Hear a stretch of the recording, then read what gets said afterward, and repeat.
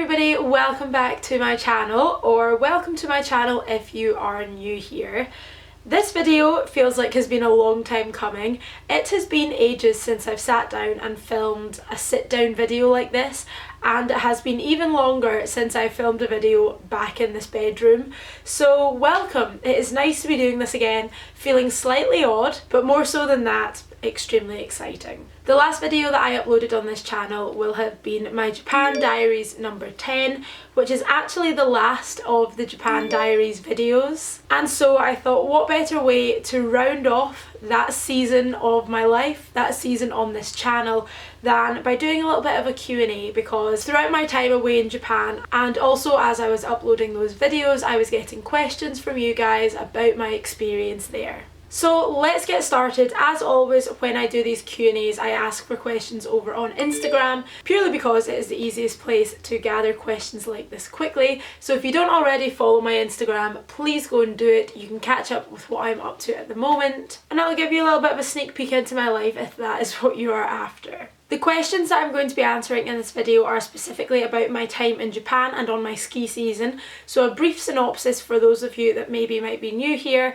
Basically, I applied for a working holiday visa for Japan last year. There's a video about that process on my channel if you'd like to go and watch it. And in November, I flew out to Hokkaido in Japan and started my ski season in Niseko. I was there from November until the end of March, and then I started travelling through the country in the spring. The majority of the questions I've got today refer more to my ski season than the travelling aspect of Japan, but as always, if you have any further questions about my experience, leave them down below in the comments and I will be sure to answer them as best as I can.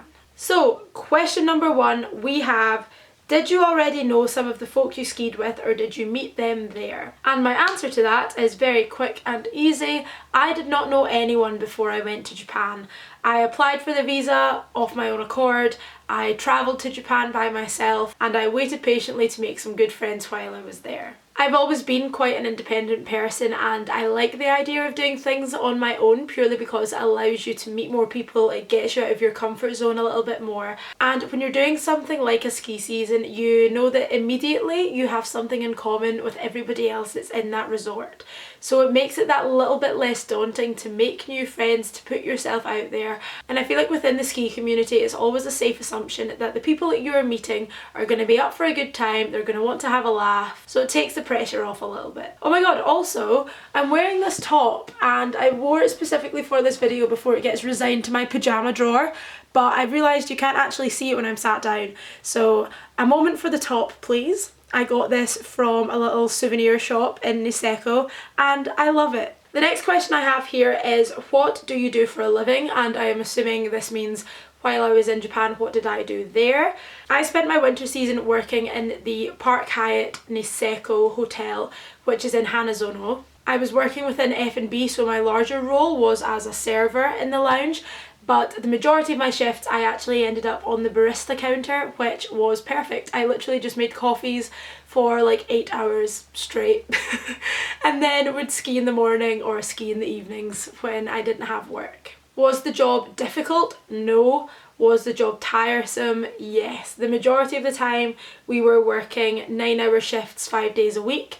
Over the Christmas and New Year, like really busy period, we were working 6 days a week. So it was quite full on, but I did actually manage to do quite a bit more skiing than what I thought I would be able to, so I was quite chuffed. The next question kind of follows on from that and asks, how do you financially plan for a trip where you didn't have a steady work week? Now for me, I didn't find this particularly challenging. Before I went to Japan, I spent just under a month in Indonesia, and at that point I was not working, it was purely just holiday. So I was spending quite a bit, but I knew that I was going to Japan in order to earn money, and I still had money in my debit account, my sort of current account from teaching, because I hadn't long left that job. When I arrived in Japan, I had like 3 days until I started my first shift, so I knew sort of immediately that money was going to come my way. With that being said, we didn't get our first paycheck until the end of December. Some of the seasonal staff didn't actually get theirs until the end of January as well. So there needs to be a little bit of awareness of what you're spending and when. But after I started work, it was a pretty solid work week that we had. I knew roughly how many hours I'd be doing a week. And if anything, I'd be doing overtime and more hours than I was expecting than less. The biggest blow for me financially came when I first arrived in Japan.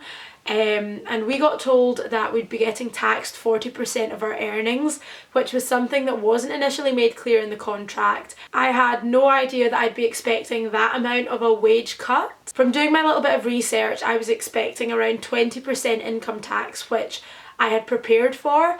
But then when we got there, we got told that it was actually going to be 40% of our wages that didn't actually make it to our bank account. And that was to account for things like health insurance and pension, even although it was a temporary contract. So I was a little bit peeved about that. I feel like that's something that should have been made clear from the start, and I made this clear to my employers that I wasn't happy. But at the end of the day, there is nothing you could do about it, and I just had to shrug my shoulders and get on with it.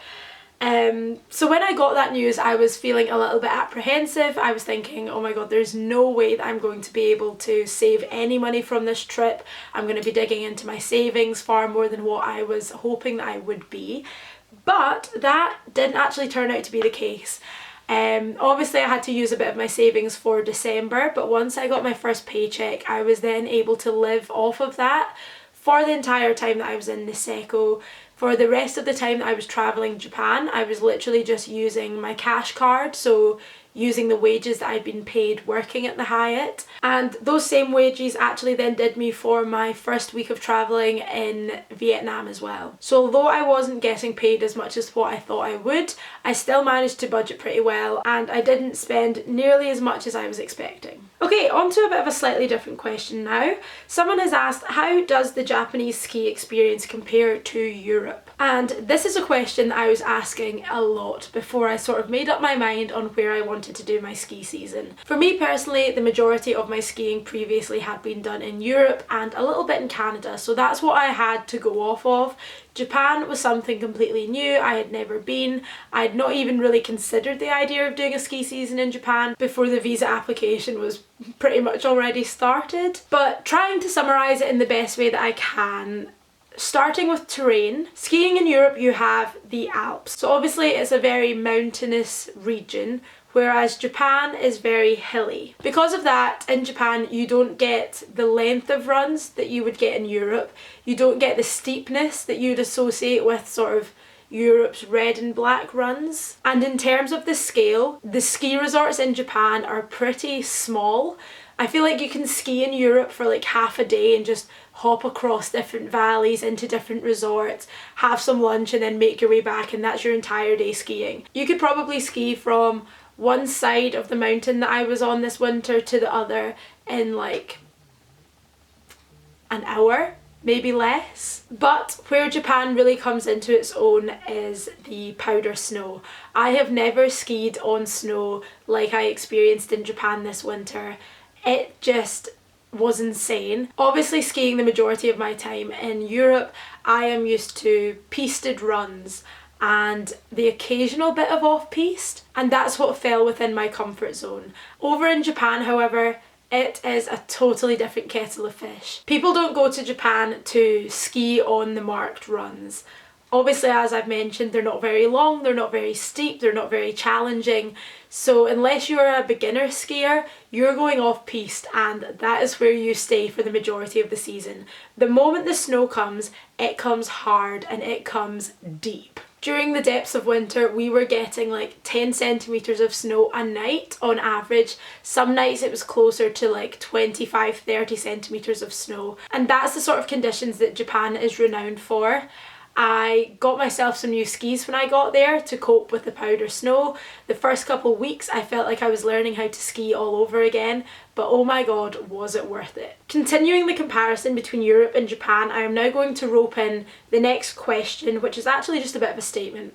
Someone just said nightlife, and this is another topic where Japan and Europe are quite incomparable. Obviously, if you're skiing in Europe, particularly on a university ski trip sort of vibe, Après is one of the biggest components of your trip. In Europe, you're skiing in the morning, maybe having like an Aperol or a couple drinks with lunch, doing another couple runs straight to Après, and you're there till the sun goes down, and then the party then continues into the night in some other place in town. In Japan, this is again totally different.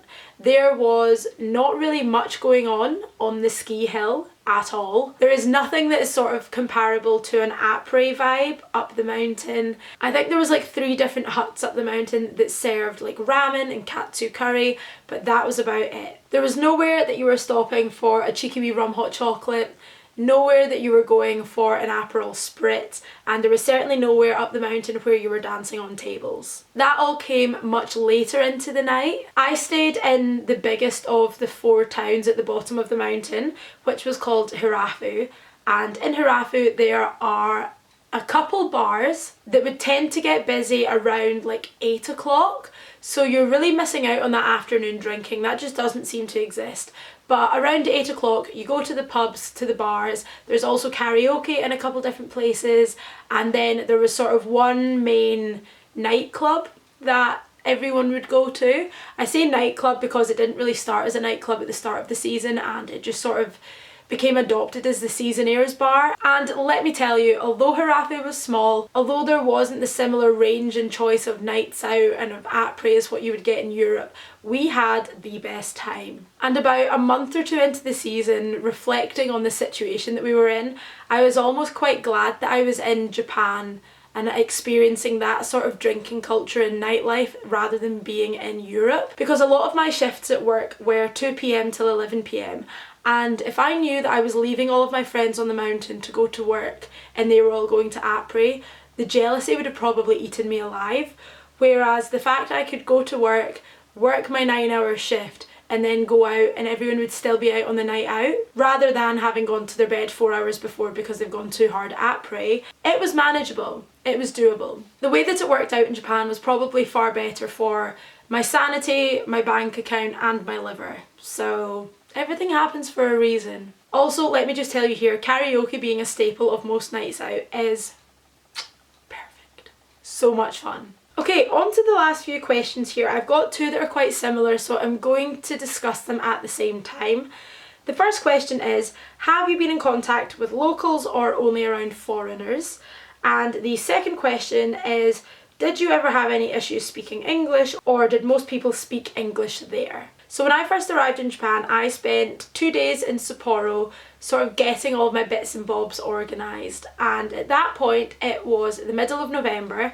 Japan's borders had only recently opened to tourists, and so the day that I first arrived in Japan, I was walking down the street to go and try and sort a SIM card for my phone, and I realised that I was the only white person walking down the main street of Sapporo at all. And that for me was the moment that I was like, okay, I am really in a different sort of culture. I am now the minority here, and that felt very strange because that's not something that I've experienced that often in my life. At this point also, I knew little more Japanese than hello and thank you, so I was a little bit apprehensive. When I went out to Niseko, however, there was a very visible change, and you could tell that there was a lot more expats there. I could hear quite a few British and Aussie accents when I was just in the shop, at a cafe, and at this point I was one of the few seasonal staff that had actually made it to the resort yet. But come the 1st of December, that's when the bulk of the seasonal staff arrived, and it was then literally just like Little Australia. That's a nickname that Niseko actually has due to the amount of Australian people that go there for holidays or for work. A lot of the large businesses in Niseko are actually owned by Australians or British people, so it definitely doesn't feel as Japan is what I was expecting. Obviously there were Japanese locals there. I was working with some Japanese people as well when I was at the Hyatt, but there was definitely more foreigners than Japanese people within my social circle. I have to say though, I do think that my time in Niseko was a nice little buffer between having never been to Asia before and to travelling Japan on my own. It gave me some time to get familiar with bits of the culture, it gave me time to get more confident using the language, and it meant that when it came to me leaving Niseko and travelling the rest of Japan, I felt a bit more confident in getting my way around and in interacting with the locals. I don't think I was ever stuck speaking English in Niseko because there was always someone nearby that was able to translate or to help out. When it came to travelling in the rest of Japan, however, I definitely met a little bit more of a language barrier. There are a lot of Japanese people that do not speak English, that don't speak any sort of second language. And so when I'm stood in front of them with very limited Japanese, it can get a little bit challenging, and there have been a few times that I've interacted with someone and it's just gone nowhere and you both just have to like shrug and leave because you're never going to understand what the other person is saying. But in Japan, I was never made to feel stupid for my lack of understanding. A lot of times when I didn't speak the same language as the person that I was trying to interact with, they were being as helpful as they possibly could, and it was never made to be an issue. When it comes to street signs, instructions, menus, Google Translate will probably be your best friend. And the last question that I have here is a nice way to round off. It says, what's next? And in terms of this channel, this actually isn't the end of the travelling videos. I have 2 videos still to edit and upload that I filmed while in Vietnam. So those will be the next 2 videos that you will see on this channel. And then we'll be getting back into some more sit-down videos. I have some very exciting plans over the summer, which I will go to in a separate video because I feel like I could ramble on about them for another extra 20 minutes. But in short, I am back living at home at the moment. I am basing myself in Europe over the summer. I am not taking up another full-time teaching job for the time being, and I am going to be using my camera a little bit more than what I have previously. So that's a brief synopsis of my next couple months. I'm sure everything will be made a little bit more clear, not just to you guys but to me as well, as I start living this new life. And if you want to keep up with what I'm doing a little bit more frequently than I am posting on YouTube, definitely give my Instagram a follow. Another little shameless plug. But yeah, I am now going to leave this video here. I hope that I answered some of your questions that you may have had about my ski season. If you do have any other questions, as I mentioned at the start of the video, leave them down below in the comments and I'll be able to get back to you. If you are not already subscribed to my channel, please do subscribe because I have a couple more travelling videos to come from my time in Asia, and this summer is going to be an exciting one, so you're not going to want to miss it. Thanks for watching, and I will see you again very soon in another video. Goodbye!